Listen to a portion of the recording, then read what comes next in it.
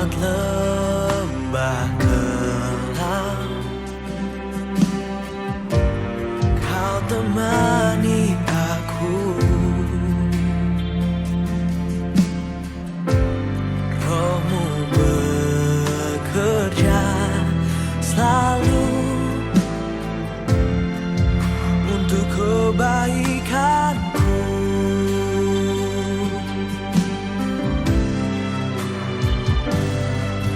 Mengalir kuasa dari tempat maha tinggi, Bapa kekal mulia, Kau hadir di sini, memulihkan hati, menyembuhkan yang terluka.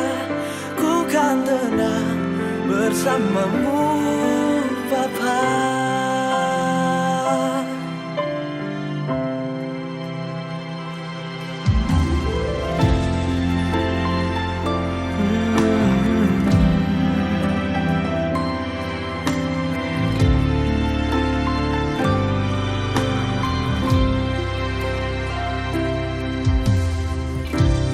Lewat lembah gelap,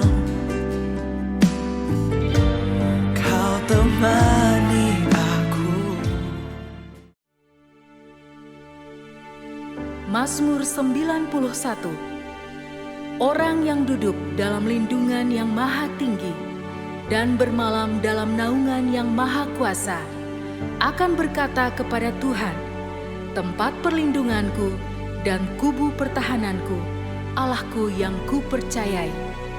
Sungguh, Dialah yang akan melepaskan engkau dari jerat penangkap burung, dari penyakit sampar yang busuk. Dengan kepaknya Ia akan menudungi engkau, di bawah sayapnya engkau akan berlindung. Kesetiaannya ialah perisai dan pagar tembok. Engkau tak usah takut terhadap kedahsyatan malam, terhadap panah yang terbang di waktu siang, terhadap penyakit sampar yang berjalan di dalam gelap, terhadap penyakit menular yang mengamuk di waktu petang. Walau 1.000 orang rebah di sisimu dan 10.000 di sebelah kananmu, tetapi itu tidak akan menimpamu. Engkau hanya menontonnya dengan matamu sendiri dan melihat pembalasan terhadap orang-orang fasik. Sebab Tuhan ialah tempat perlindunganmu, yang maha tinggi telah kau buat tempat perteduhanmu. Malapetaka tidak akan menimpa kamu, dan tulah tidak akan mendekat kepada kemahmu. Sebab malaikat-malaikatnya akan diperintahkannya kepadamu untuk menjaga engkau di segala jalanmu. Mereka akan menatang engkau di atas tangannya, supaya kakimu jangan terantuk kepada batu. Singa dan ular tedung akan kau langkahi. Engkau akan menginjak anak singa dan ular naga. Sungguh, hatinya melekat kepadaku, maka aku akan meluputkannya. Aku akan membentenginya, sebab ia mengenal namaku. Bila ia berseru kepadaku, aku akan menjawab. Aku akan menyertai dia dalam kesesakan. Aku akan meluputkannya dan memuliakannya. Dengan panjang umur akan kukenyangkan dia, dan akan kuperlihatkan kepadanya keselamatan daripadaku.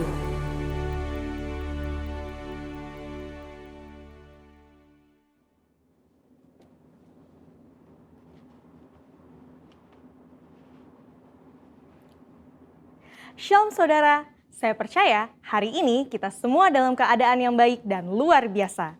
Voice of Pentecost kali ini akan mempelajari bahwa baptisan Roh Kudus itu sangat penting. Jika kita berbicara tentang identitas insan Pentakosta, maka pengajaran yang paling sentral adalah baptisan Roh Kudus. Ini merupakan hal yang menarik dan juga sangat penting untuk disimak. Karena baptisan Roh Kudus bukan saja sangat penting bagi pertumbuhan iman kita, tetapi juga sangat penting untuk menggenapi amanat agung Tuhan Yesus.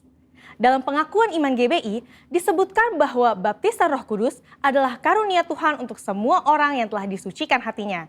Tanda awal baptisan Roh Kudus adalah berkata-kata dengan bahasa roh sebagaimana diilhamkan oleh Roh Kudus. Baptisan Roh Kudus yang dimaksud adalah pengalaman dipenuhi oleh Roh Kudus setelah seseorang lahir baru atau menerima keselamatan seperti yang dialami oleh para murid-murid Yesus. Berbahasa roh adalah tanda awal seseorang dibaptis Roh Kudus. Ini adalah pemberian dari Bapa kepada setiap orang yang percaya yang mau dan membuka hatinya. Kenapa penting untuk orang percaya mengalami baptisan Roh Kudus? Karena ada dua manfaat utama yang dapat dirasakan. Yaitu yang pertama, kita akan hidup semakin intim dengan Bapa dan menjadi kuat di dalam Dia.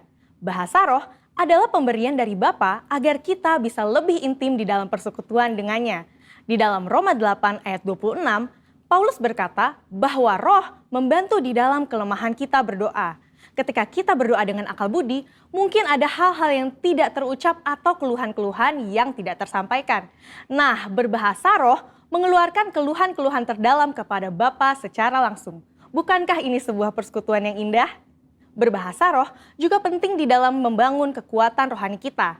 Di dalam 1 Korintus 14 ayat 4 dikatakan, siapa yang berkata-kata dengan bahasa roh, ia membangun dirinya sendiri. Berbahasa roh itu seperti membangun kekuatan rohani dari dalam, membangun iman kita. Kalau iman kita kuat, rohani kita kokoh dari dalam, maka serangan dan tekanan apapun dari luar akan sanggup kita hadapi. Seperti Paulus yang mengalami banyak tekanan dan penderitaan di dalam melayani Tuhan. Dia pernah 5 kali disesah orang Yahudi, 3 kali didera, 1 kali dilempari batu. 3 kali mengalami kapal karam bahkan terkatung-katung di lautan. Bagaimana dia bisa kuat menghadapi itu semua? Saya percaya kehidupan yang intim dengan Roh Kudus memberikan kekuatan dari dalam untuk terus melayani. Manfaat berbahasa roh yang kedua, kita mendapatkan kuasa serta keberanian untuk menginjil dan menyelesaikan amanat agung. Dalam kitab Kisah Para Rasul, ada pola yang berulang-ulang terlihat. Orang yang dipenuhi Roh Kudus diberi keberanian untuk menginjil. Dalam Kisah Para Rasul 4 ayat 8, tertulis, Petrus dalam kepenuhan Roh Kudus bersaksi dengan berani mengenai Yesus. Apa respon orang Saduki? Ayat 13 mencatat, sidang itu melihat keberanian Petrus dan Yohanes. Sesudah insiden di sidang itu, para murid berkumpul untuk berdoa.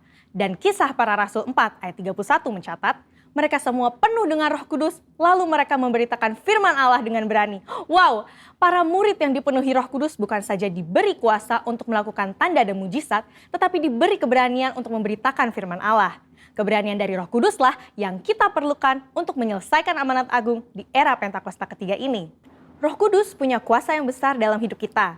Yesus sendiri memberi peringatan keras kepada mereka yang menghujat Roh Kudus di Matius 12 ayat 32. Kata menghujat di sini memiliki arti sempit dan arti luas. Dalam arti sempit, orang-orang ini digambarkan sebagai mereka yang tidak percaya kepada kuasa Roh Kudus sehingga di dalam hidupnya kerap merendahkan dengan kata-kata dan perbuatan. Arti luas dari menghujat adalah saat seseorang menolak karya Roh Kudus dalam hidupnya. Dia mungkin melihat tanda dan mujizat dilakukan, pemberitaan Injil diberikan, tetapi hatinya terus-menerus menolak suara Roh Kudus yang lembut. Sampai pada akhir hidupnya, dia menolak keselamatan dan tidak dapat diampuni lagi. Jangan sampai kita mendukakan Roh Kudus, apalagi menghujatnya. Mungkin ada saudara yang bertanya, bagaimana caranya agar saya bisa dibaptis Roh Kudus dan mendapatkan karunia berbahasa roh? Caranya adalah dengan meminta kepada Bapa yang baik. Yesus berkata, jika kamu yang jahat tahu memberi pemberian yang baik kepada anak-anakmu, apalagi Bapamu yang di sorga, Ia akan memberikan Roh Kudus kepada mereka yang meminta kepadanya. Sembari menantikan baptisan Roh Kudus, jangan pasif, tetapi teruslah berdoa, memuji, dan menyembah Tuhan dengan akal budi kita. Bapa pasti akan memberikan karunia Roh Kudusnya pada waktunya. Jadi, setelah mempelajari semua ini, pertanyaannya bukan haruskah kita dibaptis Roh Kudus, tetapi maukah kita dibaptis Roh Kudus? Mari terus bangun roh kita, buka hati kita sehingga kita dipenuhi Roh Kudus. Roh Kudus akan menguatkan kita dan memberi kita keberanian untuk menyelesaikan amanat agung di era Pentakosta ketiga. Saudara, untuk penjelasan lebih lengkapnya dari tim teologi kami, jangan lupa buka link yang ada di atas atau scan QR Code yang tersedia. Salam integritas, Tuhan Yesus memberkati.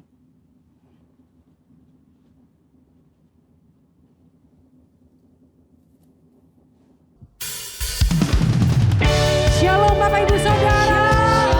Kita percaya bahwa hari-hari ini Dia sedang mencurahkan rohnya buat setiap kita. Amin. Haleluya. Ada gerakan roh Allah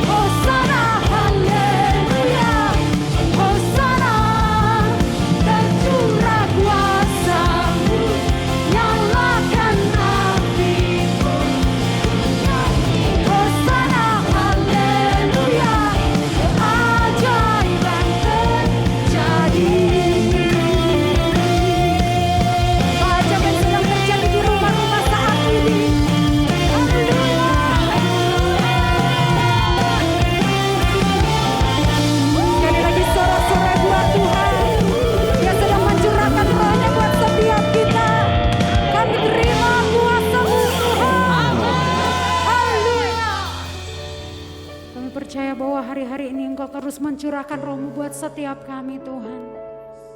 Engkau terus mengalirkan Roh-Mu buat setiap kami. Oh Rabaya Shandarabaya.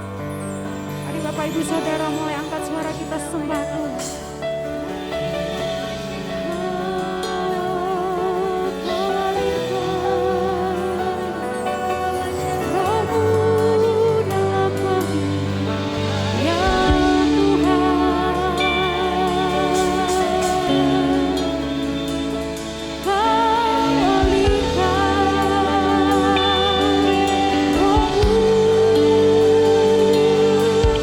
Dalam setiap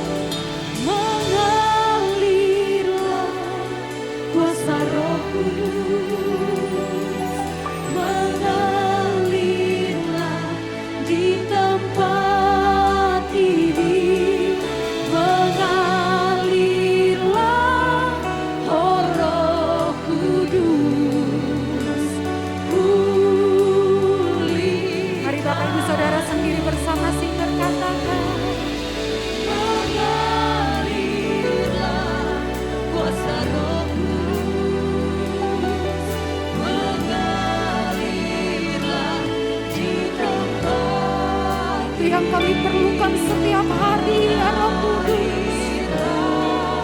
Oh Roh Kudus, pulihkan. Ini kerinduan kami saat ini. Mengalirlah, mengalirlah kuasa Roh Kudus. Mengalirlah di tempat ini. Mengalirlah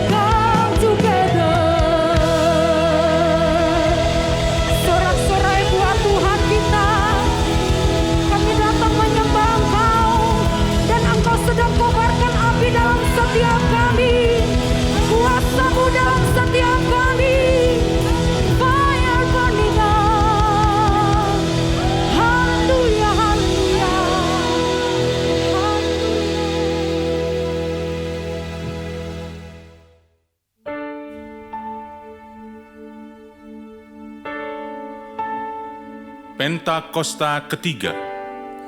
Pentakosta ketiga adalah pencurahan Roh Kudus yang dahsyat di zaman ini, melebihi yang terjadi di Azusa Street. Pentakosta ketiga akan mengakibatkan penuaian jiwa yang terbesar dan yang terakhir sebelum Tuhan Yesus datang kembali. Pentakosta ketiga akan membangkitkan generasi Yeremia, yaitu anak-anak muda yang dipenuhi Roh Kudus, cinta mati-matian kepada Tuhan Yesus, tidak kompromi terhadap dosa, dan akan bergerak untuk memenangkan jiwa. Pentakosta ketiga lahir di Indonesia yang bergerak ke bangsa-bangsa. Gerakan ini dari timur ke barat dan akan kembali ke Yerusalem. Pentakosta ketiga akan memberikan kuasa untuk menyelesaikan amanat agung, dan setelah itu Tuhan Yesus datang kembali.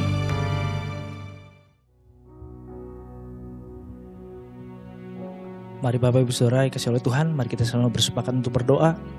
Tuhan, kami mau bersahati Tuhan untuk berdoa Tuhan, untuk jemaat-Mu Tuhan, untuk gereja-Mu, untuk umat-Mu Tuhan. Biar Engkau terus sertai umat-Mu di masa-masa ini Tuhan. Dan biarlah Tuhan kami berdoa untuk kebangkitan gereja kami Tuhan. Biar Tuhan gereja kami boleh jadi perantara atas hadirat-Mu untuk jemaat kami Tuhan. Terima kasih Tuhan buat semuanya. Biar Engkau terus sertai terus jemaat kami. Untuk mereka yang sedang studi, untuk mereka yang sedang dalam membangun usahanya, untuk mereka yang sedang bekerja Tuhan. Biar Engkau yang terus sertai mereka, Engkau yang bawa mereka dari kemenangan ke kemenangan lainnya Tuhan. Dan biar Tuhan Engkau yang terus sertai mereka, dan biar mereka boleh jadi kepala dan bukan ekor Tuhan. Biar Tuhan Engkau yang terus sertai juga para pemimpin gereja kami Tuhan. Kami mau berdoa Tuhan dan mengangkatkan kami Tuhan untuk pemimpin gereja kami, untuk gembala kami di Rayon 2, untuk Bapak Pendeta Niko Nyotora Harjo.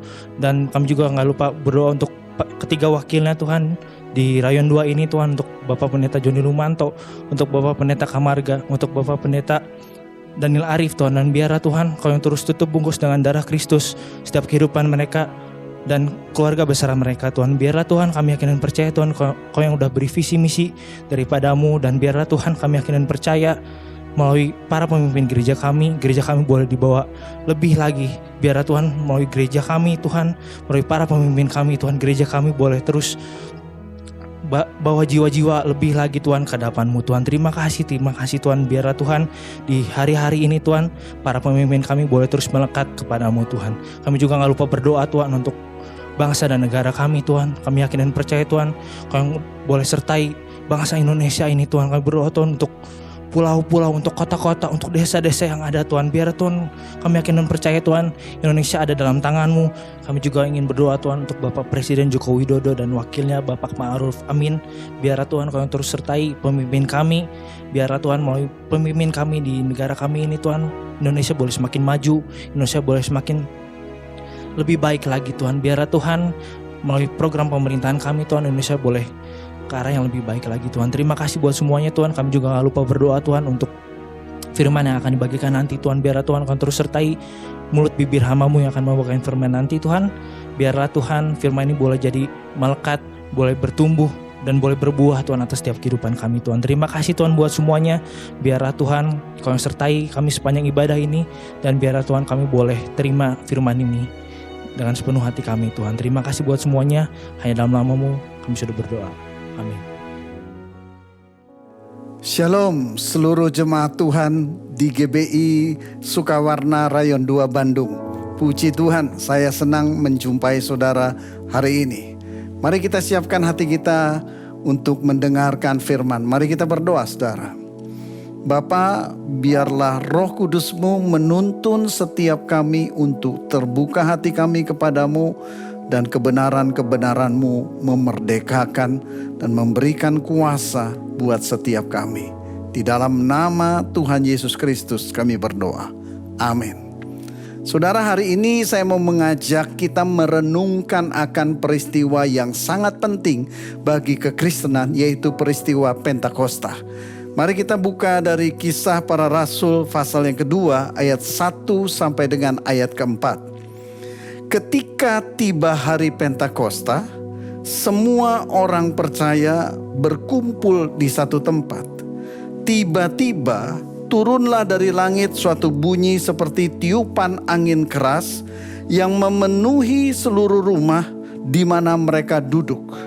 Dan tampaklah kepada mereka lidah-lidah seperti nyala api yang bertebaran dan hinggap pada mereka masing-masing.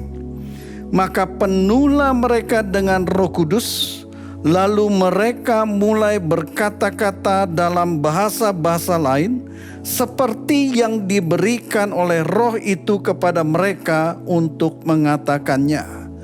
Saudaraku, pada hari raya Pentakosta, murid-murid menunggu di loteng atas sambil bersatu hati dalam doa, sebagaimana yang Yesus pesankan. Kita bisa tahu betapa pentingnya peristiwa ini karena sebelum Yesus naik ke surga, Yesus memberikan perintah kepada murid-muridnya supaya tidak meninggalkan kota Yerusalem dan mereka harus menanti-nantikan akan pencurahan Roh Kudus yang sudah dinubuatkan oleh Nabi Yoel berabad-abad sebelumnya. Dan puji Tuhan, murid-murid menanti-nantikan waktu itu. Dan pada hari raya Pentakosta terjadilah pencurahan Roh Kudus, menggenapi apa yang sudah dinubuatkan oleh Nabi Yoel, bahwa pada hari-hari terakhir Roh Kudus akan dicurahkan untuk semua orang. Khususnya tentunya kita berbicara orang-orang yang percaya kepada Yesus Kristus. Peristiwa ini adalah sesuatu yang amat sangat penting, saudaraku. Kenapa? Mari kita lihat. Melalui peristiwa baptisan Roh Kudus yang dialami oleh murid-murid Yesus, ada satu perubahan yang sangat besar terjadi di dalam kehidupan mereka. Saya mau membaca dari Kisah Para Rasul pasal kedua, masih di pasal yang sama, artinya dalam waktu yang tidak terlalu lama, karena ini masih berbicara di pasal yang sama, saudaraku. Kisah Para Rasul pasal kedua ayat 41 sampai dengan 47. Orang-orang yang menerima perkataannya itu memberi diri dibaptis, dan pada hari itu jumlah mereka bertambah kira-kira 3.000 jiwa. Mereka bertekun dalam pengajaran rasul-rasul dan dalam persekutuan. Dan mereka selalu berkumpul untuk memecahkan roti dan berdoa. Maka ketakutanlah mereka semua, sedang rasul-rasul itu mengadakan banyak mujizat dan tanda. Dan semua orang yang telah menjadi percaya tetap bersatu. Dan segala kepunyaan mereka adalah kepunyaan bersama. Dan selalu ada dari mereka yang menjual harta miliknya, lalu membagi-bagikannya kepada semua orang sesuai dengan keperluan masing-masing. Dengan bertekun dan dengan sehati mereka berkumpul tiap-tiap hari dalam bait Allah. Mereka memecahkan roti di rumah masing-masing secara bergilir dan makan bersama-sama dengan gembira dan dengan tulus hati, sambil memuji Allah. Dan mereka disukai semua orang, dan tiap-tiap hari Tuhan menambah jumlah mereka dengan orang yang diselamatkan. Saudaraku, peristiwa pencurahan Roh Kudus yang membuat murid-murid Yesus mengalami baptisan Roh Kudus yang disertai dengan tanda awal berbahasa roh, itu ternyata mengubahkan seluruh kehidupan murid-murid Yesus. Yang pertama, perubahan yang sangat mencolok adalah perubahan perilaku di dalam kehidupan murid-murid Yesus yang terjadi secara signifikan, yang terjadi secara menyolok, saudaraku. Yaitu bisa saya katakan bahwa mulai muncul buah Roh Kudus di dalam kehidupan murid-murid Yesus. Menarik sekali, Yesus mengajar dan memuridkan secara langsung murid-muridnya mungkin lebih kurang sekitar 3 tahun, 3 tahun setengah. Setiap hari Yesus mengajar, Yesus memuridkan murid-muridnya. Tapi apa yang terjadi? Sebelum peristiwa baptisan Roh Kudus, apakah kehidupan murid-murid Yesus berubah perilaku mereka? Tidak. Mereka tetap egois, hanya memikirkan kepentingan mereka sendiri. Mereka penakut, mereka tidak setia. Ya, satu menjual Yesus, satu menyangkali Yesus 3 kali, dan yang lain semua lari meninggalkan Yesus waktu Yesus ditangkap. Mereka hanya memikirkan kepentingan diri mereka sendiri. Mereka selalu berdebat, memikirkan siapa yang lebih tinggi kedudukannya dan lain sebagainya. Hal-hal yang begitu egosentris, hanya berpusatkan kepada kepentingan mereka sendiri. Karakter mereka tidak berubah sekalipun mereka sudah diajar, dimuridkan secara langsung oleh Yesus bertahun-tahun lamanya.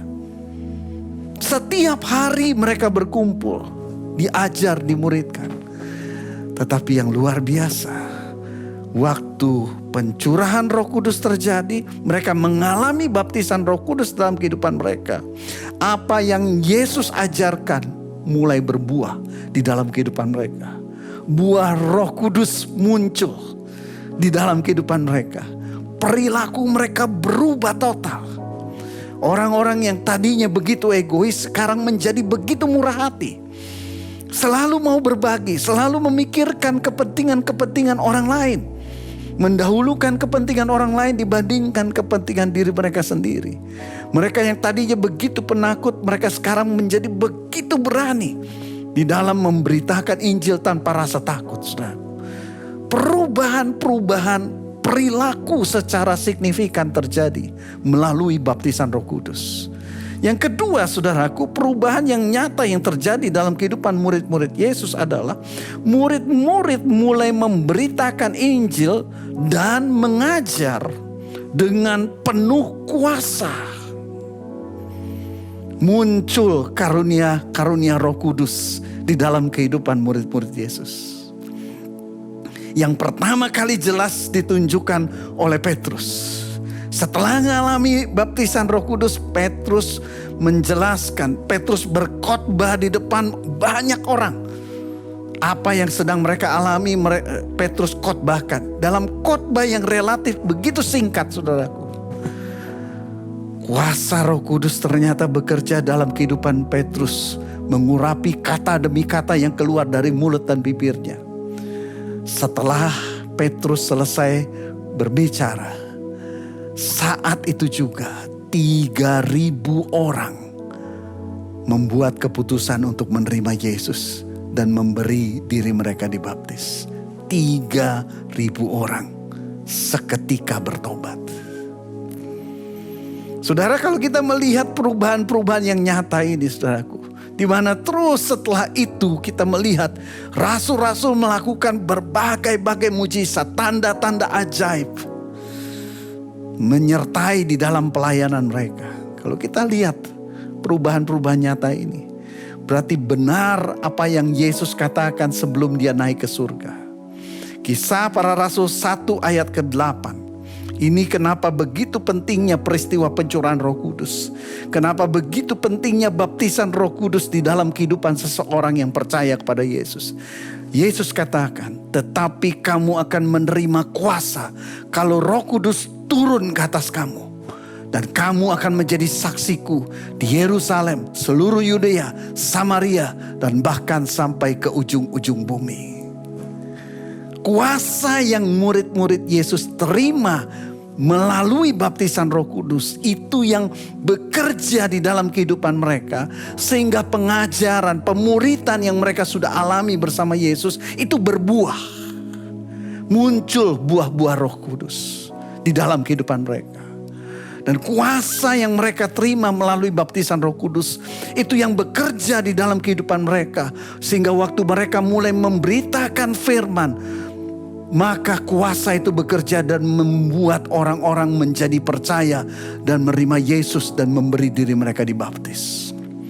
Kuasa yang mereka terima melalui baptisan Roh Kudus itulah yang membuat mereka menjadi saksi-saksi yang luar biasa, di mana saat mereka melayani, pelayanan mereka senantiasa disertai dengan mujizat dan tanda-tanda ajaib. Kisah Para Rasul pasal kedua ayat ke-47 katakan bahwa mereka disukai semua orang karena terjadi perubahan perilaku dalam kehidupan mereka. Dan jumlah mereka tiap-tiap hari ditambah-tambahkan oleh Tuhan. Karena mereka memberitakan Injil dengan penuh kuasa. Saudara, mungkin waktu saudara mendengarkan akan hal ini, ada sebagian dari kita yang berkata, kenapa saya tidak mengalami hal-hal itu di dalam kehidupan saya?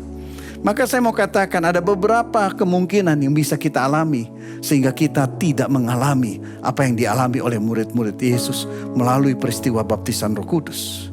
Yang pertama adalah karena ketidakpercayaan. Tidak sedikit orang-orang Kristen itu tidak percaya bahwa karya Roh Kudus masih ada sampai hari ini. Tidak sedikit orang-orang Kristen tidak percaya bahwa baptisan Roh Kudus masih terjadi sampai hari ini.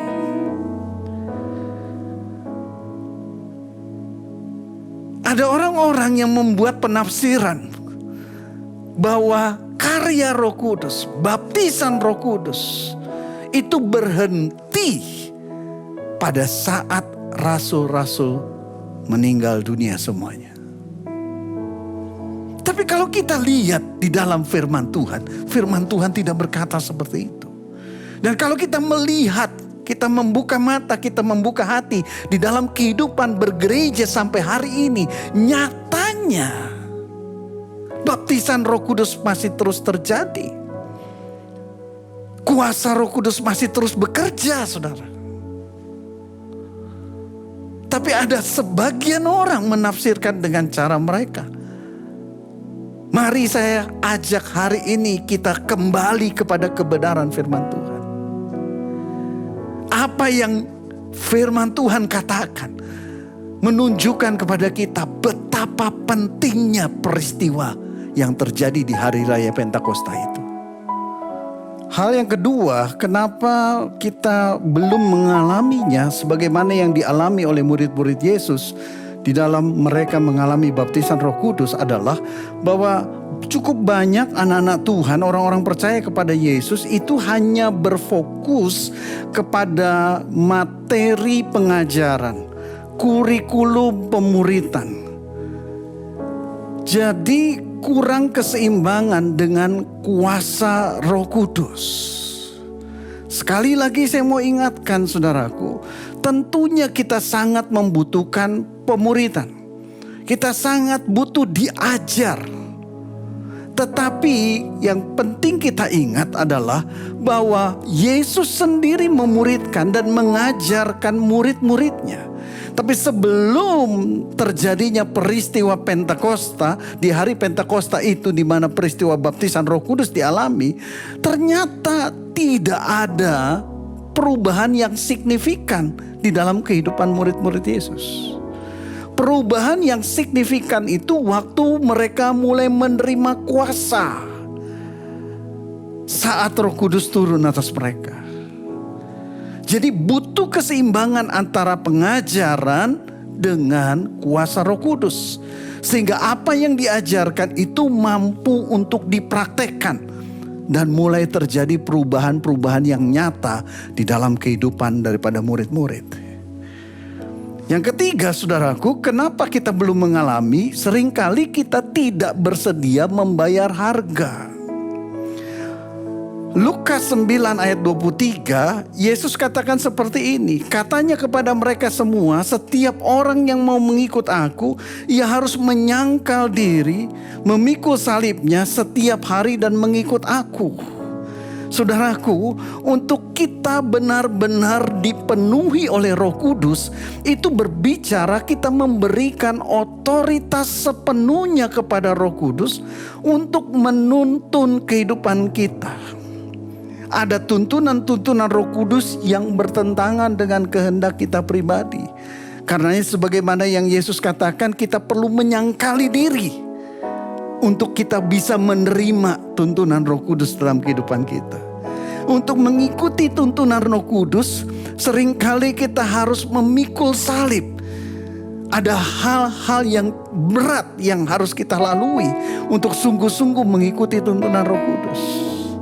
Jadi sekali lagi saya ingatkan, mengalami kepenuhan Roh Kudus di dalam kehidupan kita, sehingga perubahan-perubahan yang nyata itu benar-benar kita alami, sebagaimana yang dialami oleh murid-murid Yesus melalui peristiwa yang terjadi di hari Pentakosta, adalah memberikan otoritas sepenuhnya, memberikan ruang seluas-luasnya kepada Roh Kudus untuk menuntun kehidupan kita. Kita perlu menyangkali diri dan memikul salib kita. Dan berikutnya saudaraku, bagaimana langkah-langkah kita untuk kita boleh mengalami baptisan Roh Kudus dan hidup dipenuhi oleh Roh Kudus. Mungkin sebagian dari saudara yang saat ini mengikuti ibadah online ini belum mengalami baptisan Roh Kudus, dan saudara katakan, "Ya Pak, saya tahu bahwa baptisan Roh Kudus dengan tanda awal berbahasa roh itu sesuatu yang sangat penting di dalam kehidupan saya. Saya mau mengalaminya. Saya juga mau mengalami perubahan-perubahan yang nyata di dalam kehidupan saya, sebagaimana yang dialami oleh murid-murid Yesus. Ada perubahan perilaku yang signifikan terjadi. Ada kuasa tanda-tanda ajaib yang mengalir melalui kehidupan saya." Nah, saudara, kalau saudara merindukan itu, saya mau berikan langkah-langkahnya. Yang pertama adalah percaya sepenuhnya bahwa pencurahan Roh Kudus dicurahkan untuk semua orang percaya dan masih tetap terjadi. Nabi Yoel sudah menubuatkan berabad-abad sebelum daripada hari Pentakosta di mana pencurahan Roh Kudus itu terjadi. Dan sampai hari ini pencurahan itu masih terus terjadi. Sehingga setiap orang yang sungguh-sungguh percaya kepada Yesus, saya pastikan mereka akan menerima baptisan Roh Kudus di dalam kehidupan mereka. Karena itu langkah pertama adalah percaya bahwa pencurahan Roh Kudus bagi setiap orang percaya. Bukan hanya untuk orang-orang tertentu, tapi buat setiap orang percaya. Yang kedua saudaraku, memiliki kerinduan yang kuat dan berdoa sungguh-sungguh untuk meminta kepada Tuhan supaya kita mengalami baptisan Roh Kudus. Saya mau baca dari Injil Lukas pasal 11 ayat ke-13. "Jadi jika kamu yang jahat tahu memberi pemberian yang baik kepada anak-anakmu, apalagi Bapamu yang di sorga. Ia akan memberikan Roh Kudus kepada mereka yang meminta kepadanya." Waktu kita sadar betapa pentingnya baptisan Roh Kudus di dalam kehidupan pribadi kita, maka rindukan itu sungguh-sungguh dan doa, minta kepada Tuhan. Dan firman Tuhan katakan, jika Bapa yang masih tidak sempurna di muka bumi ini saja tahu memberi pemberian yang baik untuk anak-anak yang meminta kepadanya, apalagi Bapa di sorga. Kalau kita minta untuk mengalami baptisan Roh Kudus, hal itu pasti digenapi. Dan yang terakhir saudaraku, waktu kita sudah merindukan, kita berdoa, kita terima dengan iman. Percaya sepenuhnya, barang siapa meminta, Bapa di surga pasti memberikan. Percaya dan yakin bahwa saat kita meminta, maka Tuhan pasti memberikan. Dan waktu kita meyakini ini, kita terima dengan iman, kita mulai melangkah dengan iman. Tanda awal baptisan Roh Kudus adalah berbicara, berkata-kata dalam bahasa roh. Mungkin saudara tanya, apa yang harus saya ucapkan? Jangan pernah pikirkan itu. Roh Kudus yang akan menaruhkannya di dalam hidup kita untuk kita ucapkan. Jadi waktu kita penuh kerinduan dan kita berdoa minta, terima dengan yakin. Waktu saudara terima dengan iman, maka saudara mulai membuka mulut dan mulai mengucapkan kata demi kata yang ditaruhkan Roh Kudus di dalam kehidupan kita. Jangan pakai pikiran, apa yang harus saya ucapkan, apa yang harus saya ucapkan. Tutup pikiran saudara. Hanya dengan iman saudara bertindak, mengucapkan setiap kata demi kata yang Roh Kudus sendiri taruhkan di dalam kehidupan kita. Dan saya mau katakan itu akan mengalir. Semakin lama akan semakin deras, semakin lama akan semakin deras. Mari alami baptisan Roh Kudus Dan mari hidup sepenuhnya dituntun oleh Roh Kudus. Mari kita berdoa. Bapa, aku berdoa saat ini agar peristiwa baptisan Roh Kudus itu dialami oleh setiap orang yang percaya kepada Yesus Kristus. Dan bukan hanya kami mengalami baptisan Roh Kudus, tetapi perubahan-perubahan yang nyata itu juga terjadi di dalam hidup setiap kami. Karena Yesus sendiri berkata, kami akan menerima kuasa kalau Roh Kudus turun ke atas kami. Dan saat ini setiap saudara yang sungguh-sungguh merindukan untuk menerima baptisan Roh Kudus, berdoalah kepada Tuhan. Buka hatimu saat ini, berdoa, minta. Firman Tuhan berkata, barang siapa meminta, dia akan menerima. Saat ini minta. Dan dalam nama Yesus aku berdoa, terima baptisan Roh Kudus. Terima baptisan Roh Kudus. Terima baptisan Roh Kudus. Alami kepenuhan Roh Kudus dalam hidupmu. Alami sepenuhnya. Alami. Terima kasih Tuhan. Terima kasih. Di dalam nama Tuhan Yesus Kristus kami berdoa. Amin. Tuhan Yesus memberkati setiap kita. Sekarang terimalah berkat Tuhan. Kasih karunia berlimpah-limpah daripada Allah Bapa dalam Anak yang tunggal Yesus Kristus. Persekutuan yang manis dengan Roh Kudus menyertai saudara sekalian mulai hari ini. Sampai Tuhan Yesus datang kembali menjemput kita di awan-awan dan bahkan sampai selama-lamanya. Yang percaya bersama-sama katakan, amin.